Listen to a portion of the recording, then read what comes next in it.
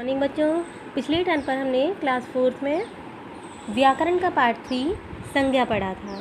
तो ये सब मैंने आपको पढ़ा दिया था और इसके बाद इसकी जो एक्सरसाइज थी उसमें क्वेश्चन आंसर हमने कर लिए थे। अब इसके नीचे आ जाएंगे दिए गए शब्दों को आवश्यक संज्ञा में बदलकर खाली स्थान भरो। तो देखिए, आकाश की डैश से सभी प्रभावित हुए, तो सज्जन की जगह क्या हो जाएगा, सज्जनता। तो आकाश की सज्जनता से सभी लोग प्रभावित हुए। फिर अगला देखिए, नंबर 2 पर है, बच्चे को रोता देख माँ की डैश जाग उठी। तो मम से बनेगा यहाँ पर ममता। यहाँ भाववाचक संज्ञाएं बनानी है आपको। तो वह डैश में बहुत नटखट था, तो बच्चा से बनेगा बचपन।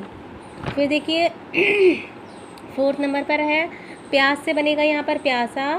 कौआ उपाय सोचने लगा। भारतीय जवान अपनी डैश के लिए प्रसिद्ध हैं, तो वीर से बन जाएगा यहाँ पर वीरता।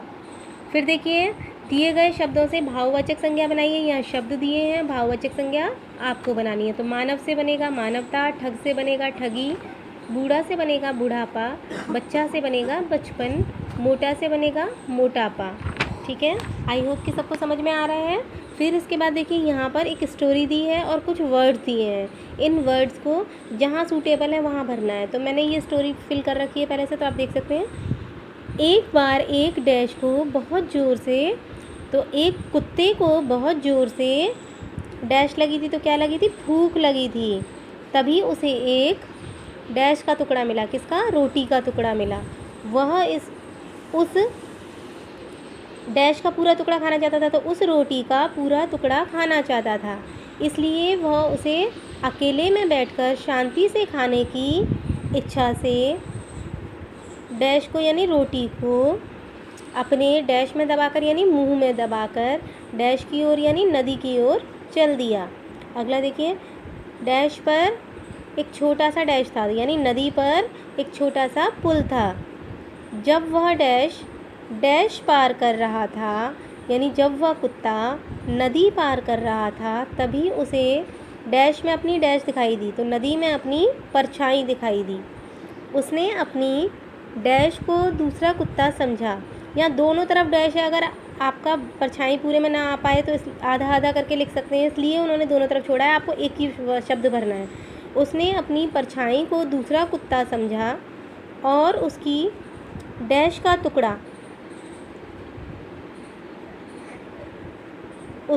टुकड़ा यानी रोटी का टुकड़ा छीनना चाहा। डैश छीनने के लिए जैसे ही उसने डैश यानी रोटी छीनने के लिए जैसे ही उसने भौंकने के लिए मुंह खोला, डैश का टुकड़ा डैश में गिर गया, यानी रोटी का टुकड़ा नदी में गिर गया और कुत्ते का डैश खुला की खुला रह गया। क्या खुला की खुला, मुंह खुला की खुला रह गया। इसीलिए कहा गया है कि हमें कभी डैश नहीं करना चाहिए, यानी लालच नहीं करना चाहिए। तो यहीं पर आपका ये चैप्टर ख़त्म है।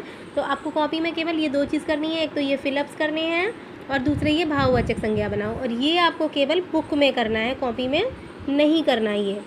यानी कॉपी में आप क्वेश्चन आंसर कर चुके हैं और उसके बाद में फिर ये फिलअप्स करेंगे और उसके बाद भाववाचक संज्ञा बनाओ करेंगे। आई होप कि सबको समझ में आ गया है। Thank you.